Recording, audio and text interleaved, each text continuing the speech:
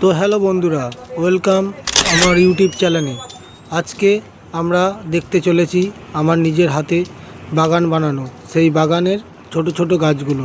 আর হ্যাঁ, আমার ভিডিওগুলো যদি তোমাদের অবশ্যই ভালো লেগে থাকে তাহলে কমেন্টে জানিও। চলো গাছগুলো দেখা যাক, আর আমায় একটু সাপোর্ট করো।